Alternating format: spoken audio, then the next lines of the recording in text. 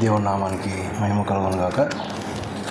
ఆరాధనకై మనము చేరి వచ్చి ఉండగా ఆరాధనకు సహకారంగా కొన్ని మాటలు దేవుని గ్రంథంలో నుంచి ధ్యానం చేద్దాం. 111వ కీర్తన 111వ కీర్తన మొదటి 2 వచనాలు, చివరి 2 వచనాలు చదువుకున్నాం. యెహోవాను స్తుతించుడి, యథార్థవంతుల సభలోను సమాజములోను పూర్ణ హృదయంతో నేను యెహోవాకు కృతజ్ఞతాస్తుతులు చెల్లించెదను. యెహోవా క్రియలు గొప్పవి, వాటి యందు ఇష్టము గల వారందరూ వాటిని విచారించుదురు. 9వ వచనం. ఆయన తన ప్రజలకు విమోచనము కలుగజేయవాడు, తన నిబంధన ఆయన నిత్యముగా ఉండ నిర్ణయించువాడు. ఆయన నామము పరిశుద్ధమైనది, పూజింపదగినది. యెహోవా యందలి భయము జ్ఞానమునకు మూలము. ఆయన శాసనములను అనుసరించు వారందరూ మంచి వివేకము గలవారు.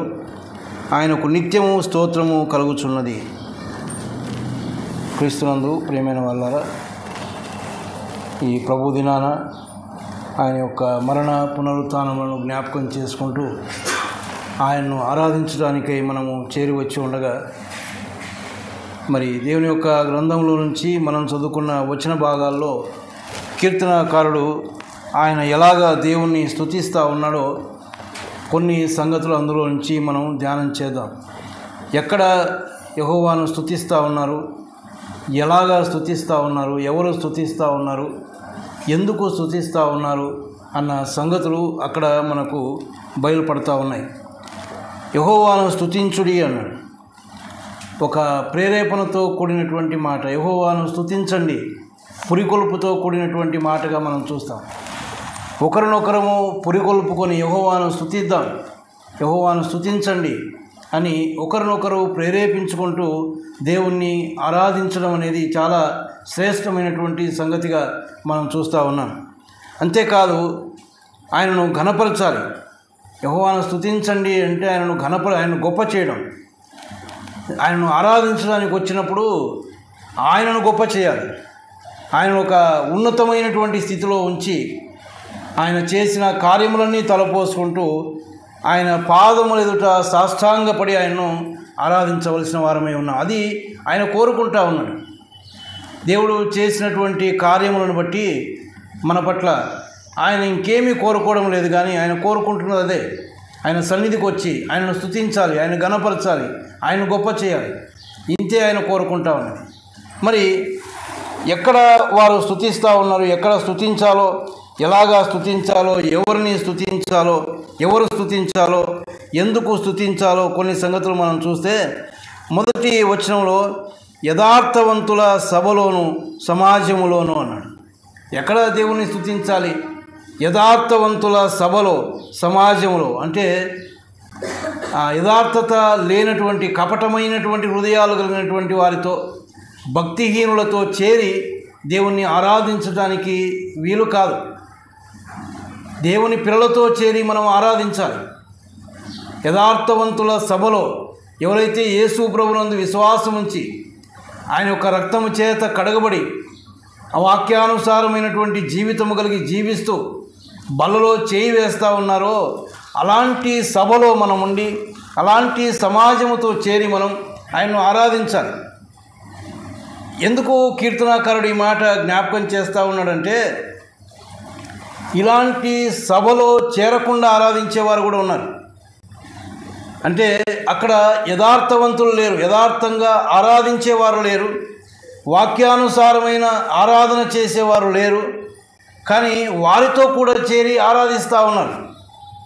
ఎక్కడైతేనేమి కదా, ఎక్కడో చోట రొట్టె విరిస్తే చాలు కాదు, ఎక్కడ రొట్టె విరుస్తూ ఉన్నాం, ఎక్కడ ఆరాధన చేస్తూ ఉన్నాం, అది చాలా ప్రాముఖ్యమైనటువంటిది. ఆరాధనను దేవుడు అంగీకరించే విధంగా ఆరాధించాలి అంటే ఆయన ఏ విధమైనటువంటి ఆరాధన విధానాన్ని ఆయన కోరుకుంటా ఉన్నాడో అలాంటి విధానం కలిగి మనం ఆయన్ని ఆరాధించాలి. యథార్థవంతుల సభలో సమాజంలో చేరి ఆయన్ను ఆరాధించవలసిన వారమై ఉన్నామని దేవుడు మనకు జ్ఞాపకం చేస్తూ ఉన్నాడు. తర్వాత ఎలాగ ఆయన స్తుతిస్తూ ఉన్నాడు అంటే పూర్ణ హృదయంతో. ఈ మాట పోయిన ఆదివారం కూడా జ్ఞాపకం చేసుకున్నట్టు నాకు జ్ఞాపకం ఉంది. పూర్ణ హృదయంతో ఆయనకు దేవునికి కృతజ్ఞతాస్తుతులు చెల్లిస్తాను అంటా ఉన్నాడు.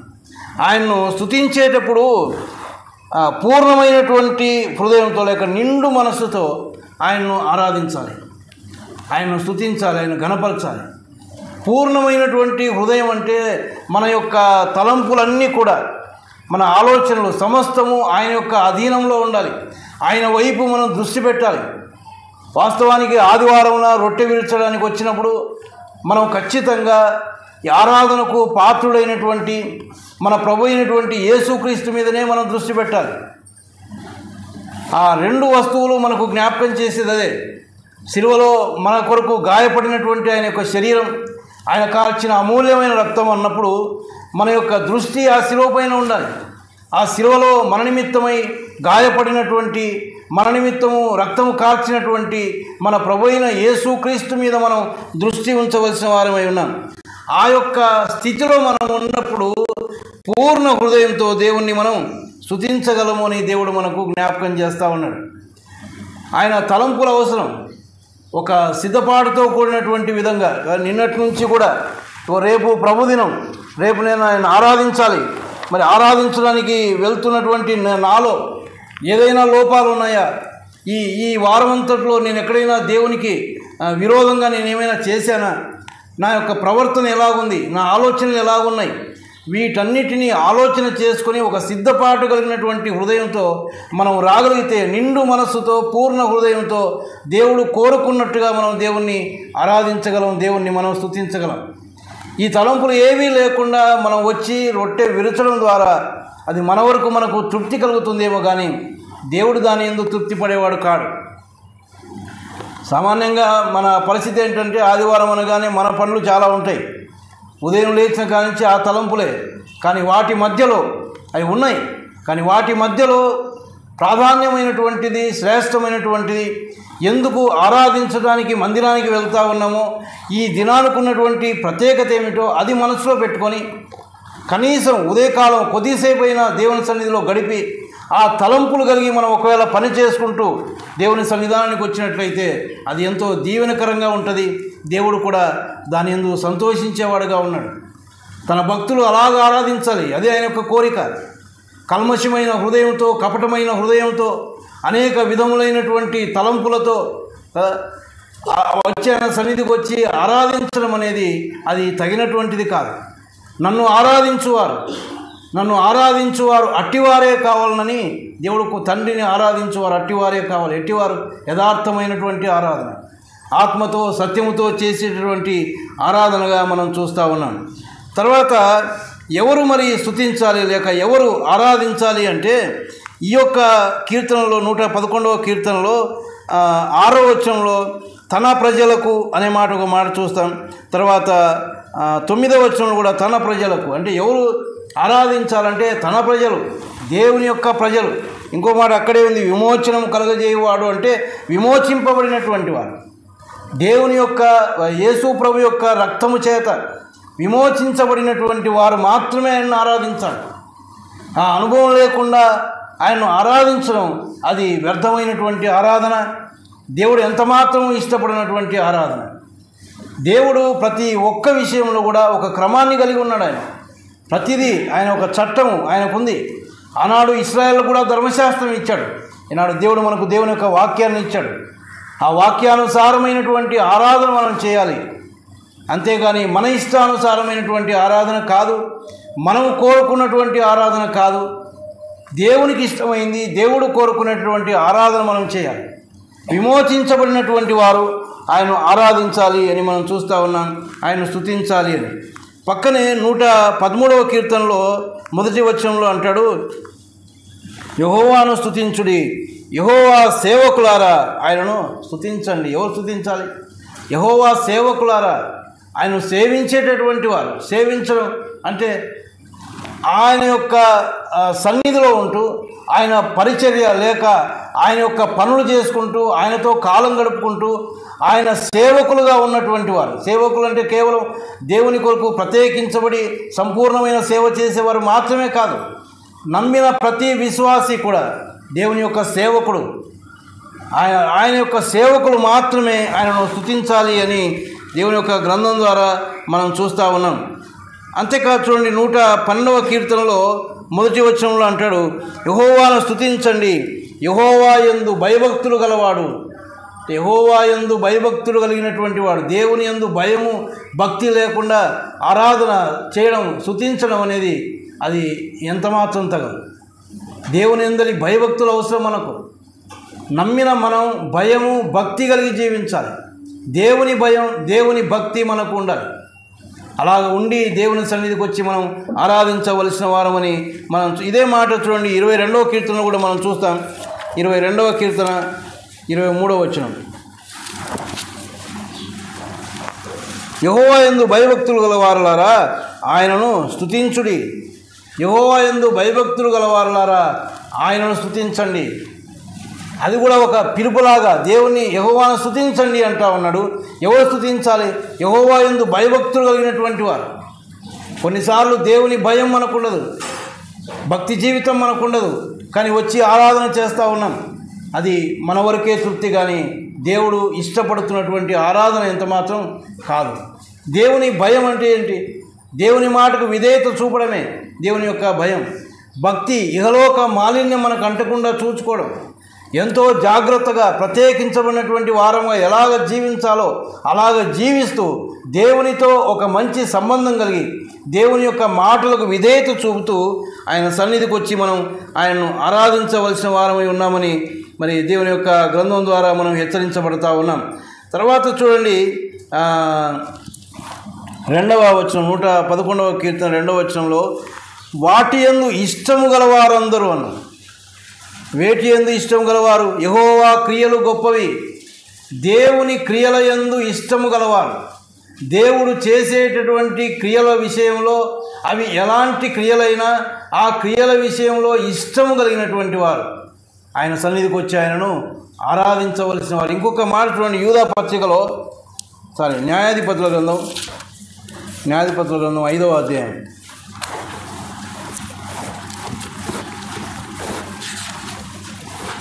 న్యాయాధిపతుల గ్రంథం 5వ అధ్యాయం 2వ వచనం, ఇశ్రాయేలులో యుద్ధశాలలు ధైర్యము కనపరిచిరి, ప్రజలు సంతోషముగా సిద్ధపడిరి, యెహోవాను స్తుతించుడి అన్నాడు. తర్వాత 9వ వచనంలో కూడా, జనులలో ఇశ్రాయేలీయుల అధిపతులు సంతోషముగా సిద్ధపడిరి, వారి యందు నాకు ప్రేమ కలదు, యెహోవాను స్తుతించండి. ఎవరు? సిద్ధపడినటువంటి వారు దేవుని స్తుతించాలి. ఒక సిద్ధపాటు కలిగినటువంటి హృదయం కలిగి దేవుని దగ్గరకు వచ్చి ఆరాధించాలి. ఏదో ఉన్న పాటను వచ్చి స్తుతించడం కాదు, స్తుతించడానికి సిద్ధపాటు అవసరం. నిన్నటి నుంచి మనం సిద్ధపడాలి. ఏ విధంగా నా ప్రభువును స్తుతించాలి, నేను ఆయన చేసిన కార్యములను తలపోసుకుంటూ. కీర్తనాకారుడైనటువంటి దావీదు ప్రార్థన విషయంలో కూడా ఆయన సిద్ధపరచుకొని నేను కాచుకొని ఉంటానన్నాడు. ఉదయం నా ప్రార్థన సిద్ధం చేసుకొని నేను కాచుకొని ఉంటాను. ఆయన సన్నిధికి ఎలాగంటే అలాగొచ్చి మనం ప్రవర్తించడం కాదు, కానీ ఒక సిద్ధపాటు కలిగినటువంటి విధంగా దేవుడు ఏం కోరుకుంటామని నా నుంచి, నేను నిజంగా తగినటువంటి ఆరాధన నేను చేస్తూ ఉన్నానా, దేవుడు కోరినటువంటి హృదయం నాలో ఉందా, ఇవన్నీ పరీక్ష చేసుకొని నేను ఏ విధంగా స్తుతిస్తే ఆయన ఘనపరచబడతాడు, ఏ విధంగా స్తుతిస్తే ఆయన సంతోషిస్తాడు. కొన్నిసార్లు మరి మనం స్తుతించేటప్పుడు మనకే అర్థమవుతుంది, పోయిన వారం మనం ఏమి స్తుతించామో అదే స్తుతులు ఈ దినం కూడా స్తుతిస్తూ ఉన్నామంటే దేవునితో మనకి ఏ అనుబంధం ఉందో మనమే ఆలోచించాలి. దేవునితో ప్రతినిత్యం ఒక అనుభవం ఉంటే మన స్తుతులలో కొన్ని మార్పులు ఉంటాయి. ఆ అనుభవాలను బట్టి మనం దేవుని స్తుతిస్తాం. ఏదో కంఠపాఠం పట్టినట్టు స్తుతించడం కాదు, నేర్చుకున్న ఆరాధన కాదు ఇది. దేవుని యొక్క ఆత్మ ప్రేరేపణ చేత అనుభవపూర్వకంగా సిద్ధపడినటువంటి ఆరాధన మనం చేయాలి. అది దేవుడు ఇష్టపడేటువంటి ఆరాధనగా మనం చూస్తూ ఉన్నాం. కాబట్టి ప్రియమైన వారులారా, దేవుని యొక్క క్రియల యందు ఇష్టపడేవారు, తర్వాత రక్షణలో ఆనందించేటటువంటి వారు. రక్షణ దేవుడిచ్చిన రక్షణ ఉంది, దాంట్లో ఆనందించేవారు అంటే ఎవరు ఆనందిస్తారు? దావీదు అంటాడు, రక్షణ ఆనందం నాకు మరలా దయచే. ఎప్పుడన్నాడు అది? ఒక తప్పు చేశాక, ఒక పాపం చేసి దేవునికి దూరం అయిపోయినాక రక్షణ ఆనందం నాకు దయచేయి అన్నాడు. అంటే ఆ రక్షణ ఆనందాన్ని కోల్పోకుండా దేవునికి అయిష్టమైన కార్యాలు చేసి ఆ రక్షణ ఆనందమును కోల్పోకుండా ఆ రక్షణ ఆనందమును కాపాడుకుంటూ వచ్చి దేవుణ్ణి ఆరాధించాలి. దేవుణ్ణి ఆరాధించడం అనేది అది అంత సామాన్యమైనది కాదు, చాలా చాలా శ్రేష్టమైనది. ఆయన మహాగణుడు, మహోన్నతుడు. ఆయన యొక్క స్థితి చాలా ఉన్నతమైంది. ఆయన ముందు మనం దేనికి పనికిరాం. అటువంటి మహాదేవుడైనటువంటి ఆయన పాదముల దగ్గరికి వచ్చిన తర్వాత ఎక్కడున్నాం? ఆయన పాదాలు అంతే, ఆయన పాదాల దగ్గర ఉన్నాం. మరి ఎలాగుండాలి మనం? ఎంత భయముతో, ఎంత వణుకుతో ఆయన ఆరాధించాలి, ఎంత మనస్ఫూర్తిగా ఆయన ఆరాధించాలి. అందులో ఆయన చేసిన కార్యాలు ఉన్నాయి కదా, దాన్ని బట్టి మనం ఆరాధించాలి. అందుకే ఎందుకు స్తుతించాలి అంటే అక్కడే అన్నాడు 111వ కీర్తనలో, యెహోవా క్రియలు గొప్పవి, ఆయన చేసినటువంటి కార్యాలు గొప్పవి, అందుకోసం ఆయన స్తుతించాలి. ఎంత గొప్ప కార్యమైన చేశాడంటే ఎవరు చేయనటువంటి కార్యం ఆయన చేశాడు, ఎవరు చేయలేదు. పరలోక రాజ్యానికి మనం వెళ్ళాలి అంటే, దేవుని సన్నిధిలో మనం ప్రవేశించాలి అంటే మనకు కొన్ని అర్హతలు అవసరం. ఆయన పరిశుద్ధుడు, దేవునిలో ప్రత్యేకతలు ఉన్నాయి. ఆయన మానవులకు అతీతమైనటువంటి వాడు. మానవుడు ఎలా ఉన్నాడో అలాగే దేవుడు ఉండడు. ఆయన అతీతమైనటువంటి వాడు మానవునికి. మరి అటువంటి దేవుని యొక్క సన్నిధిలో మనం అడుగు పెట్టాలి పరలోక రాజ్యంలో అంటే కొన్ని అర్హతలు ఉండాలి. అవి మనకు లేవు కాబట్టి పరిశుద్ధుడైనటువంటి దేవుడు ఈ లోకానికి వచ్చి మన కొరకు తన ప్రాణమును ఆయన అప్పగించాడు. అందుకే ఆయన యొక్క క్రియలు గొప్పవి. ఆ క్రియలో మనకి ఏమి కనిపిస్తాయి? ఉన్నతమైన స్థితిలో ఉన్నవాడు దాన్ని విడిచిపెట్టాడు. ఎంత విధేయత, ఆయన ఎంత తగ్గింపు, మన కోసం ఆయన తగ్గించుకున్నాడు. ఆ స్థితిని వదిలిపెట్టవలసిన అవసరం ఆయనకు లేదు. వేవేల దూతల చేత పొగడబడుతూ నెమ్మదిగా ఉన్నాడు. అక్కడ ఆయన మహా తేజస్సులో నివసిస్తూ ఉన్నాడు. దాన్ని వదిలిపెట్టి రావాల్సిన అవసరం ఆయనకు లేదు. దేవుని స్వరూపము కలిగిన వాడు, దేవునితో సమానంగా ఉన్నటువంటి వాడు. అటువంటి స్థితిని వదిలిపెట్టి రావాలి అంటే అది సామాన్యమైనటువంటిది కాదు. ఆయన నరులను చూచాడు, వారు చెడిపోయి ఉన్నారు, నిత్య నరకాగ్నికి వెళ్ళిపోతూ ఉన్నారు. తాను తన స్వరూపమందు చేసుకున్న మానవుడు అలాగ నశించిపోవడం ఇష్టం లేక అవన్నీ లెక్క చేయకుండా దీనత్వం ధరించుకొని ఆయన భూమి మీద జన్మించాడు. భయంకరమైన శిలువ మరణానికి ఆయన అప్పగించుకున్నాడు. ఆయన యొక్క క్రియలు, ఆ శిలువ కార్యం మనం ఆలోచన చేస్తే చాలా భయంకరమైనటువంటి మరణం అది. ఆయన్ను ఆ యొక్క న్యాయస్థానాల ముందు నిలవబెట్టారు. అనేక మంది ఉన్నారు అక్కడ, అనేక మంది కూడి ఉన్నారు. పరిసయ్యులు ఉన్నారు, అధికారులు ఉన్నారు, అనేక మంది అక్కడ ఉన్నారు. వారితో పాటి ఎవరినైతే ఆయన బాగు చేశాడో, ఎవరికైతే వారి యొక్క కుటుంబాల్లో సంతోషం ఇచ్చాడో ఎంతోమంది అక్కడ ఉన్నారు. వారందరూ అక్కడ చూస్తూ ఉండగా ఆయనను అవమానపరుస్తూ ఉన్నారు, ఆయనను హేళన చేస్తూ ఉన్నారు, ఆయన మీద ఉమ్మి వేస్తూ ఉన్నారు, కొరడాలు తీసుకొని కొడతా ఉన్నారు, గడ్డపు వెంట్రుకలు పెరికి వేస్తూ ఉన్నారు. ఆయన ఏమాత్రం మారు మాట్లాడినవాడు కాదు. ఆయన చుట్టూ ఉన్నవారిని చూస్తూ ఉండగా ఆయనకు ఒక ఆనందం ఉంది. ఇగో వీరి కోసమే కదా నేను వచ్చాను. నేను ఈ దెబ్బలు తినకపోతే, నేను ఈ మరణానికి నిలబడలేకపోతే నా పిల్లలు నరకానికి వెళ్తారు. అది ఎంత భయంకరమైన నరకం ఆయన ఎరుగును. ఎందుకంటే ఆయనే సాతానుకు అనే దూతలకు సిద్ధపరిచింది ఆయనే, చేసినవాడు ఆయనే. ఆయనకు తెలుసు ఎంత భయంకరమైన నరకము. అందులో ప్రవేశించడం ఇష్టం లేదు. అందుకే ప్రతి బాధను ఆయన భరించాడు.